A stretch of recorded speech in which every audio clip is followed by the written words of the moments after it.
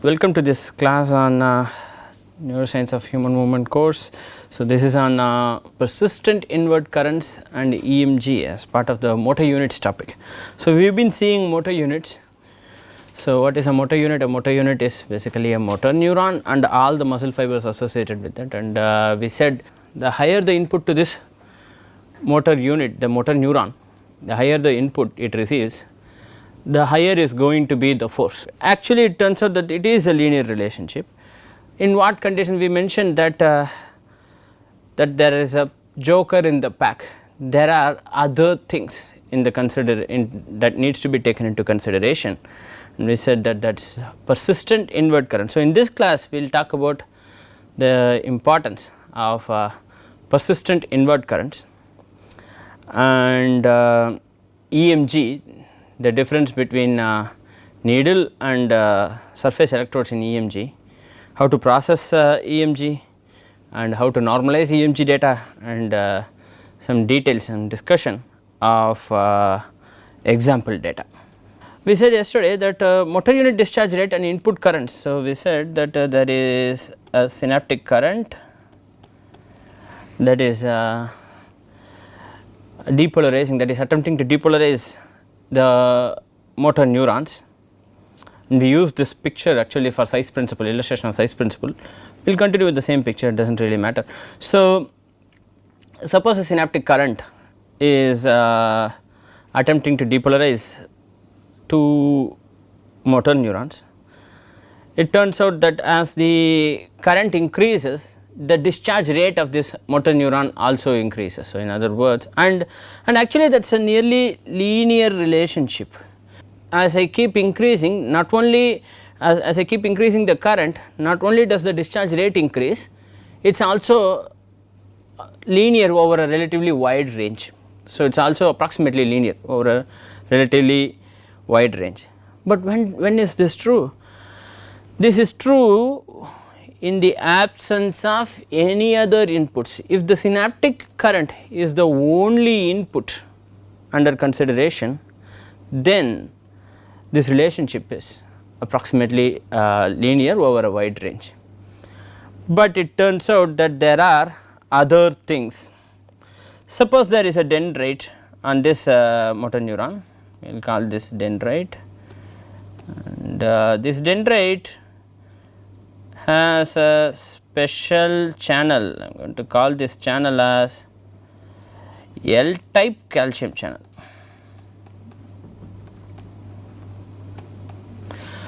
This channel is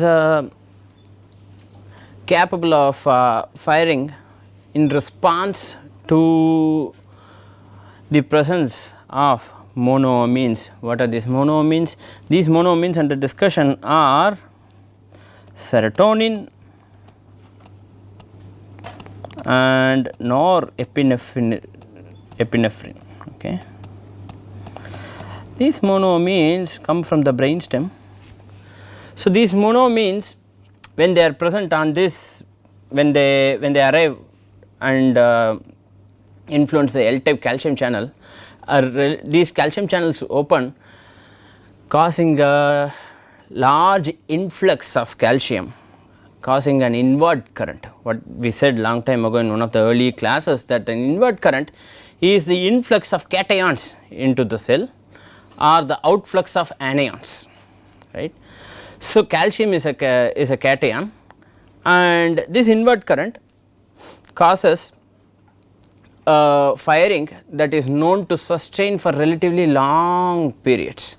This firing is called as self sustained firing, and this inward current is called as persistent inward current. Persistent inward current is this response of these motor neurons to the presence, to the arrival, to the influence of monoamines, serotonin and norepinephrine through L type calcium channels. So, these L type calcium channels allow a large influx of calcium and causing a relatively large inward current.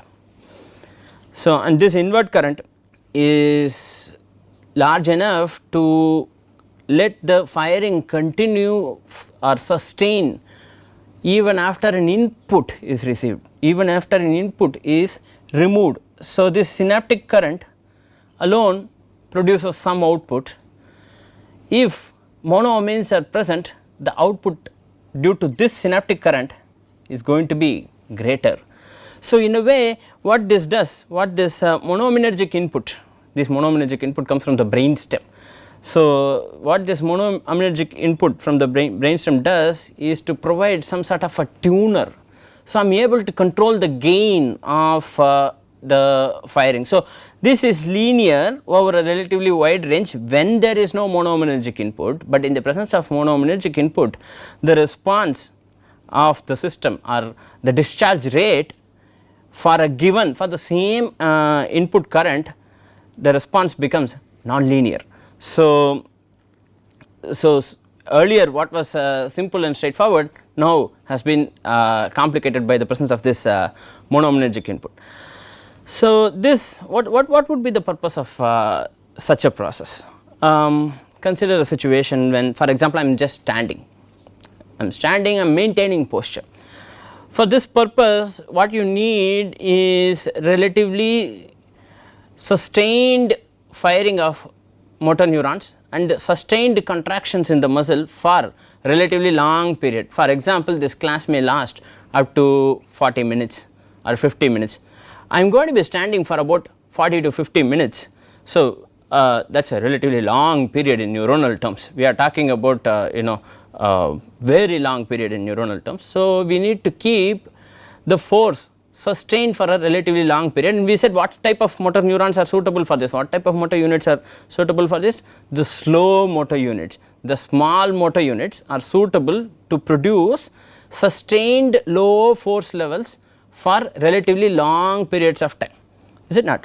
These are these can be activated by these monoamines and to keep the postural system produce a sustained amount of force for a relatively long period of time. Okay. So, this is this could be one purpose of the persistent invert currents. So, we said that the monoaminergic input comes from the brainstem and posture maintenance is due to sustained monoaminergic. This is believed, again that is the reason I have put a question mark here. One way in which I could maintain posture is by sustaining a monoaminergic input to slow motor units. This is believed to be the probable mechanism by which posture is maintained. And then what happens during sleep? Suppose you go to sleep, what you see is that these posture maintenance mechanisms are withdrawn. So, this monoaminergic input to the posture maintaining muscles is withdrawn temporarily until you wake up from sleep. Right. So, during sleep there is a temporary switching off of this persistent invert currents or the monoaminergic system, so that the person can sleep in relaxed with relaxed muscles, relaxed body, is it not? A question is, does this mean that I can override size principle? I said that by increasing in the earlier slide, I said by having the L-type calcium channels and monoaminergic input and invert current, I could increase the force for a given synaptic current. Does that mean that I could override the size principle?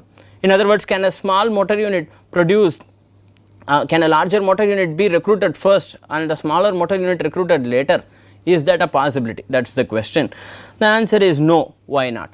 Because it turns out that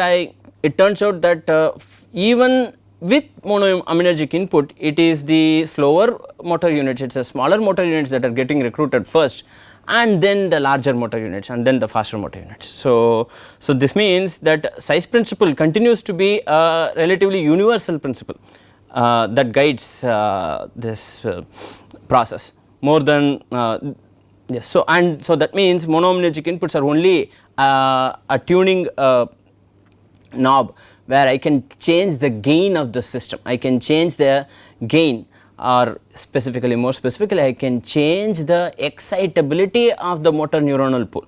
So, the greater the monoaminergic input, the more is the probability that a given motor neuronal pool is going to go to depolarization, or the easier it is going to be for me to take a particular neuron in that motor neuronal pool to depolarization, to threshold and to action potential. Let us remember, note, I am talking about taking the motor units to depolarization and action threshold and action potential.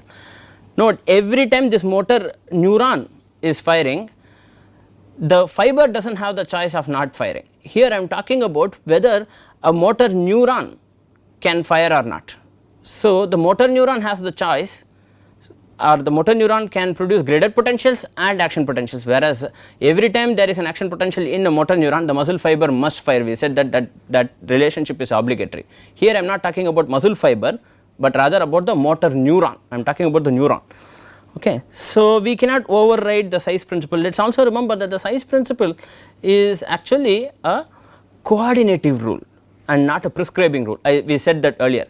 Suppose there were like 5 or 6 motor units of the same size and I need only one of them to be recruited, the system does not choose which exact one to be recruited. So, it is not a prescribing rule. Size principle does not choose which one of the 5, because all of them are equal in size, right. Which one of the 5 do I recruit? That prescription does not come from size principle, but rather a coordinative rule. In comparison with the larger motor units of this size are preferred at this point in time. So, it is a coordinative rule in that sense. Okay. This is one effect of monoaminergic input. So, what would happen? Illustration. Suppose let us take a case of let us take a few cases, let us take a couple of cases when the monoaminergic input is relatively small and the monoaminergic input is relatively large, and see what would be the difference that would be observed. Okay. Let us I am going to draw the slow ones, the slow case first with red color. Okay. So, suppose there is, okay, we will start with the normal case when there is no monoaminergic input. There is no monoaminergic input. Okay. The response is like that. This is the current, and then a monoaminergic input of relatively small amplitude is present, say for example. Okay. So, some monoaminergic input is present. Okay. Something is present and it is withdrawn. By the way, how do I take the system back to the original case? Inhibitory mechanisms come into the picture to take the system back to the original resting state. Okay. So, suppose the input is withdrawn. Okay. Then what this does is that a sustained tail current is produced for a relatively long period of time. It does not go back to 0 immediately, it takes a relatively long time. We said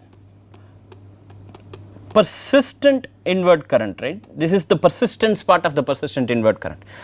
Even after removal of the monoaminergic input, the current, so here monoaminergic input is withdrawn, here it is introduced. Even after the monoaminergic input is withdrawn, the current does not go back to 0, but rather sustains at some value, right.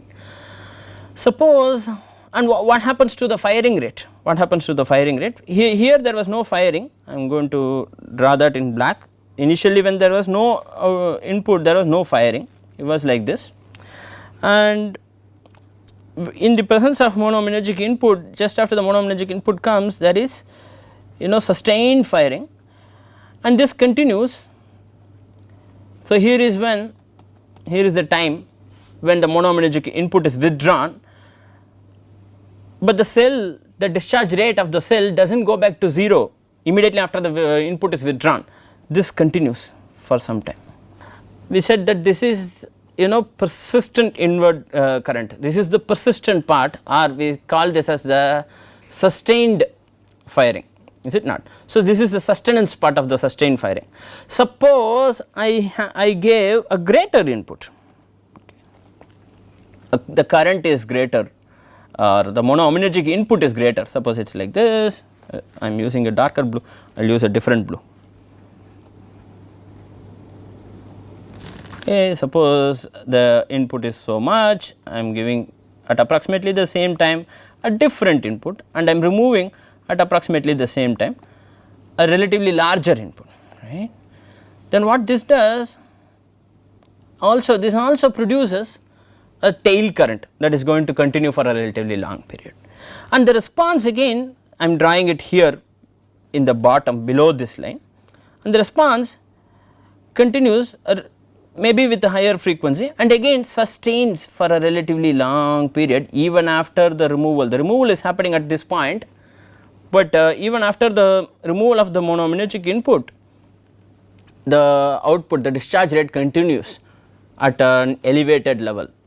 So once again, so if I want to keep, if I want to make the system respond to a relatively small current and keep it sustained for a relatively long period of time, that is going to be possible by tuning this monoaminergic input. If I keep the monoaminergic input relatively high, this is going to continue for a relatively long period of time, okay. And other things. So suppose I was suppose we were what this means is that the force levels, how would the response be for the force levels under consideration. Suppose I am using the small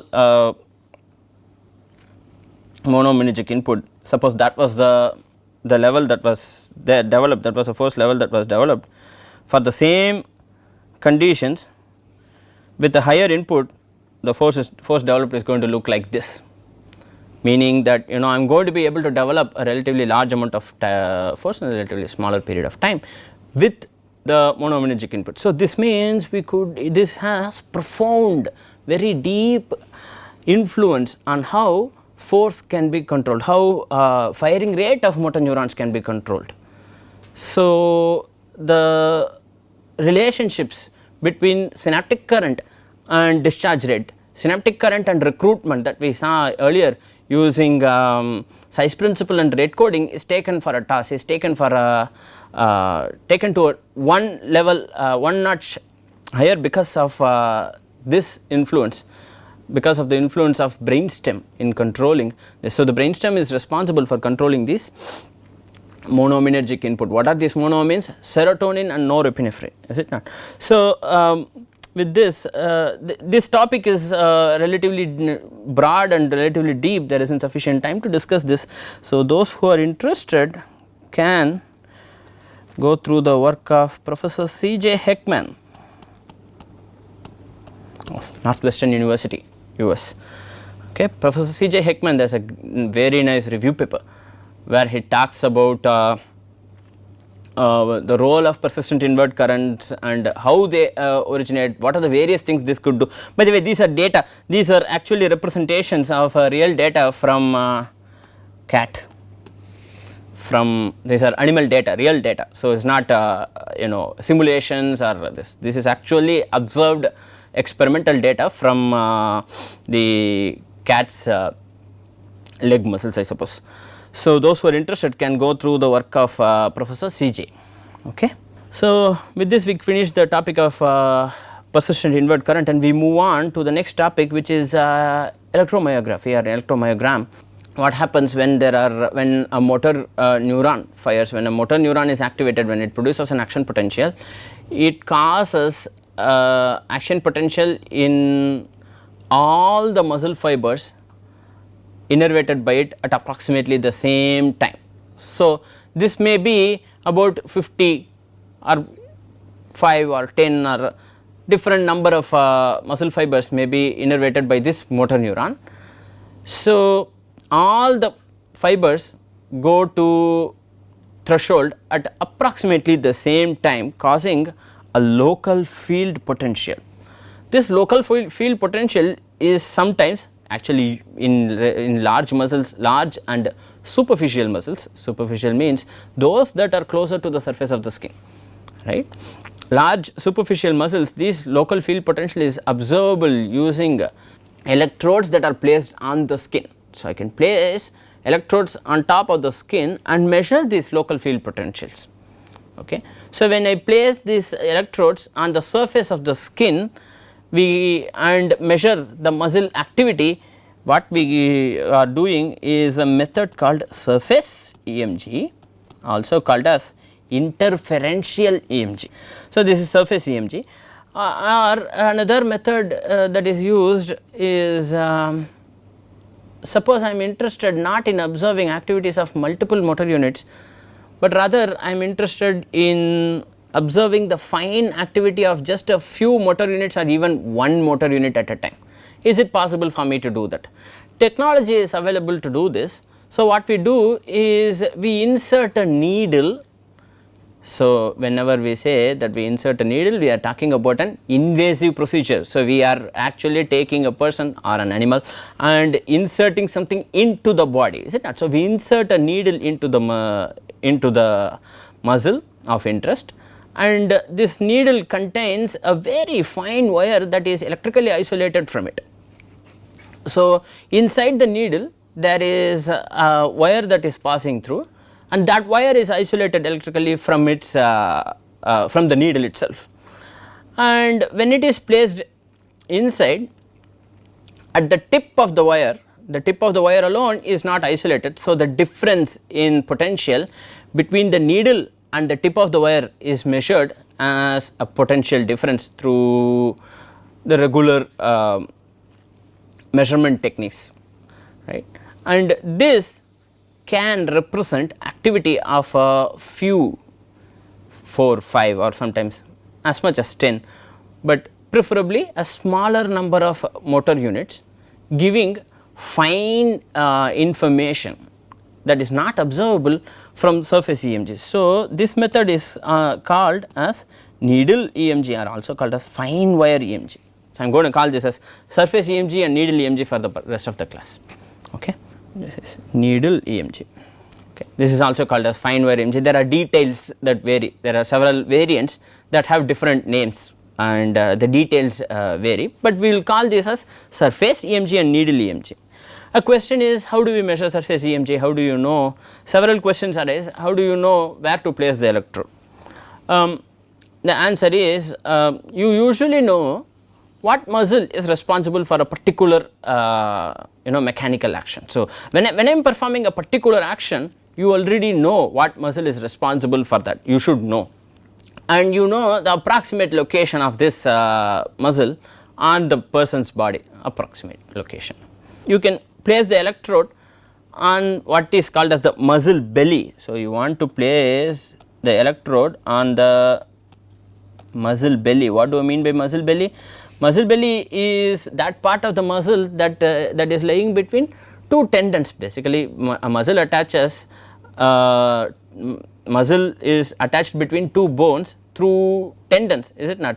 That part of the muscle that is not a tendon, that is not attached to the tendon, is the belly. So, suppose I have a tendon like that and I have a muscle like that, and the other tendon is here. This is belly. It is not clear where the muscle belly is located for different muscles in different people. So, sometimes it requires some amount of trial and error. You need to keep moving the electrode while performing the same action. You need to keep moving the electrode to different points in the body. Wherever you are getting the maximum amplitude of or the maximum response, that is the point where you want to keep the electrode. Usually this is one method in which this is done. There are other experimental approaches that come into this picture. So, we want to place the electrode in the muscle belly, and so what is the goal? The goal is to measure the ensemble activity of a whole number of motor units. So, this may be 100 motor units, this may be several tens of motor units. So, what you are measuring in some sense is a gross measurement. So, you are getting a gross idea of what the muscle itself is trying to do, not what the motor unit is trying to do. You are getting an idea of so this is gross or a representation of the muscle activity, whereas the needle electrode, again you need to place it within the muscle belly, of course not on the tendon. This represents fine measurements, okay, that may be due to a few motor units. Okay. So, now what else is there? So, there we said that there is needle, this needle EMG is also called as intra means within muscular. So, within the same muscle if the EMG is measured, that is called intramuscular or needle EMG, or surface or interferential EMG. Okay. So, here there is an example of how the needles are placed. Let us agree that this is an invasive procedure. So, that means there is an amount of discomfort associated with this procedure. It is not free, it is not like painless. As much as the experimenters will try to tell you, oh, this our procedure is absolutely harmless, will not torture you or whatever, it turns out that these procedures are a little okay, relatively uncomfortable, actually somewhat painful from time to time, depending on the expertise of the person, depending on how well who is doing the part. If the person is a novice, the chances are you are going to feel a relatively large amount of pain. So, there exists some amount of discomfort in this procedure, but why do that then? There are reasons why you would want to do that. We will discuss that in the future slides. So, also that means ethical considerations come into the picture. The moment you are saying you want to put something inside a person's body, the ethics committee is up in arms. You want to, because you see there is a local ethics committee in every institute. We have a IIT Madras institutional ethics committee. So, suppose I am saying I want to measure needle EMG for a particular reason, immediately the ethics committee wants to know what is the big scientific achievement that you are going to make by putting people through such pain. And there is some validity in that question, right, because you cannot just put people through pain and get nothing out of it. There must be some justification for the discomfort faced by the subjects. There must be some reasonable scientific justification for that, of course, and of course you cannot keep pushing that justification too far. There must be, that must be really reasonable. So, there are like 10-15 people who sit and check whether what you are doing is actually worth your while in terms of doing this. So, let us not get into that topic. So, there are ethical considerations when it comes to needle EMG. Where is this more frequently used? We need to check that. So, there are these two differences, one is surface, the other is needle. What are the major differences? I said that major differences is that fairly large number of group of muscle fibers, not muscles, fairly large group of muscle fibers, okay, measures activity of a specific group of fibers or within a single muscle, and in general it is believed that if you would like to measure something, you do not want to have the measuring method to interfere with the process that is being measured, is it not? I am interested in understanding how movement happens. I do not want to do something that will affect the way in which the movement itself happens. So, in that sense surface electrodes are more suitable because they do not interfere so much or they interfere less. The right way of saying this is they interfere less with the natural body movements when compared with needle electrodes. Needle electrodes cause sufficient pain to consider that they cause substantial interference with how you would otherwise naturally behave. Usually there is a relationship between how much activity you are measuring, the mean amplitude of the EMG, and what is the force that is generated by that muscle, right, or at constant or at either at constant length isometric or at constant velocity. So, the force is usually proportional to the EMG. So, the greater the EMG, the greater is the force that is going to be measured, whereas here you are talking about single or a few motor units. So, this does not constitute the muscle itself, okay, and you cannot measure forces of individual motor units. You can measure forces produced by individual muscles, but not by individual motor units, not in a live person, not in a live individual, not in humans, not so easy to do that. The disadvantage is that what you are measuring is you cannot measure what is going on deep inside the skin. So, you are restricted to measuring superficial and large muscles in the case of surface EMG. So, you cannot do deep analysis of deep muscles, that is not possible, because what happens is that the muscle itself is deep, above that there are other muscles, above that there is fat, and above that there is several layers of skin. Above all that you are placing the electrode, above the skin you have hair, and on top of that you are placing the electrode. So, by the time the signal reaches, it is sufficiently attenuated that you get no specific input that concerns the that relates the force with the actual electrical activity. What you are measuring is going to be nothing, not very useful for the deep muscles. So, surface EMG has that big disadvantage, and needle EMG can be used for deep muscles. I can insert this deeply. That is the whole purpose of having a deep the whole purpose of having needle EMG. So, I could do that. However, the problem is it comes with the cost. There is some discomfort or pain associated with that, and it turns out that the major use, surface EMG is more frequently used in research in labs like mine, where we perform experiments on specific human movements. So, and it is easier to get approval from ethics committee for surface EMG. You just have to like it is a non-invasive procedure. You just have to convince the committee that it is a non-invasive procedure, and you are going to ensure that the person is not going to get any form of shock. Once they are convinced that your system is not going to shock the individual, the chances are very high that your proposal for research study is going to be approved by the ethics committee. Whereas the same research, if I want to perform with needle EMG, the chances are relatively low, because it is an invasive procedure. So, then what is the use of having this? It turns out that this is more frequently used in the clinic. We are interested in studying conduction velocities of, say, in health and disease. So, for example, diabetes causes neuropathy. This causes a profound change in the conduction velocity of the system. How does that affect? How is that to be measured? Right.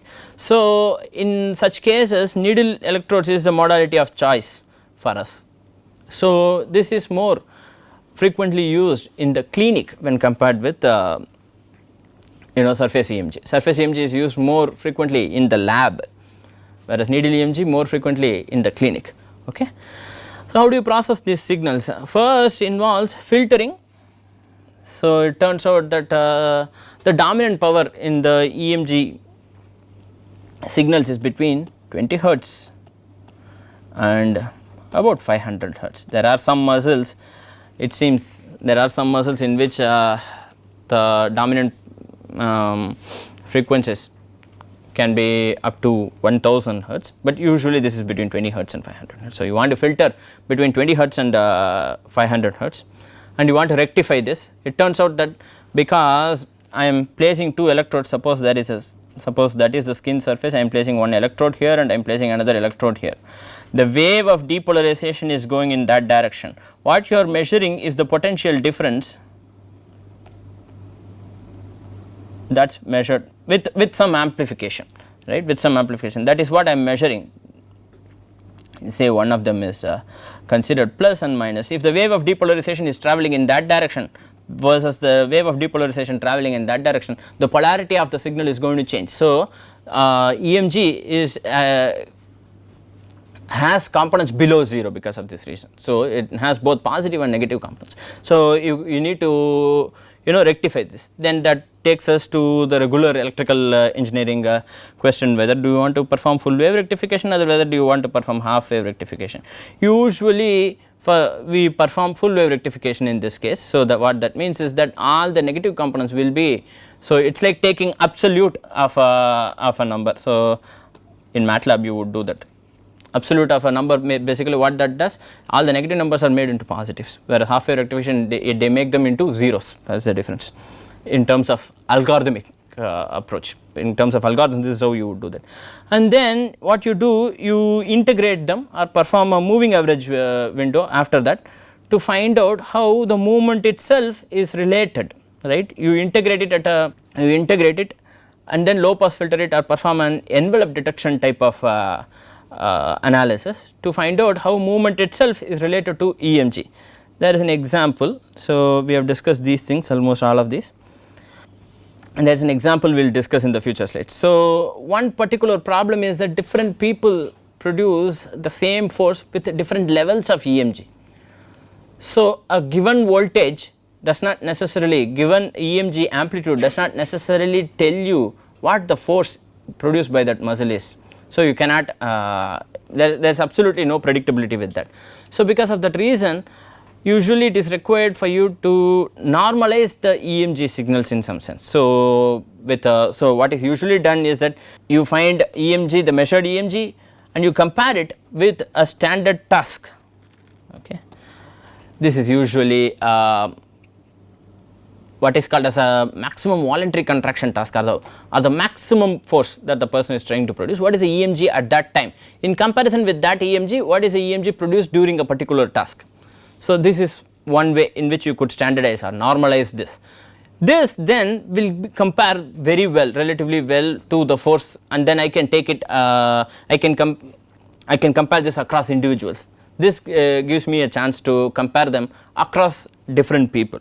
So, here is an example. Suppose this is a raw data that is produced, and after some filtration you get this, and I rectify this. So, this part is now missing here, and the amplitude of that is increased, and then I smoothen them. So, I low pass filter it at relatively low frequencies, and then either I integrate them, or I take a root mean square, or I take a moving average window or something of that sort to produce this. And if I compare, so importantly, usually what is done is movements are also, movements are kinematics is measured along with the EMG. So, suppose that was the displacement, okay, some displacement is there, and that displacement. So, suppose that is a displacement, and there is some displacement here, and then there is one more displacement there. So, what usually compared is the timing or the onset of the displacement versus the onset of the EMG. Usually there will be some differences. These differences reflect in some sense health or disease and so on and so forth. So, usually we are interested in latencies and how the amplitude of the displacements or the forces. You could either have displacements or you could measure forces. So, this could be a force curve also. The amplitude of the forces, how do they relate to the amplitude of the EMG itself or integrated EMG itself, and the latencies between the force change in force versus the change in the EMG. These are the things that are of interest for us. So, we have seen, in summary, we have seen PIC, persistent invert current and monoaminergic input in relatively great detail, and we have seen surface EMG, needle EMG, the differences between surface EMG and needle EMG, and we have seen how to process EMG signals. So, what are the steps? Filtering, rectification, and then integration. By the way, that order is important. You cannot, for example, exchange integration and rectification, because obviously if you integrate a signal that is looking like this, right, you are going to get a relatively small value. So, you cannot exchange these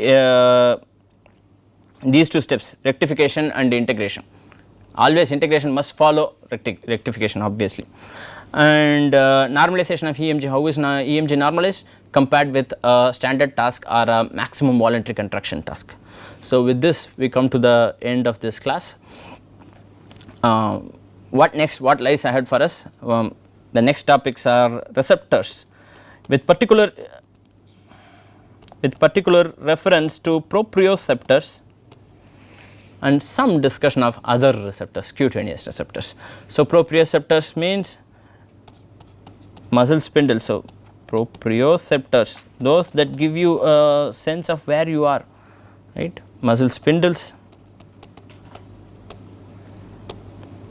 okay, muscle spindles, and Golgi tendon organs.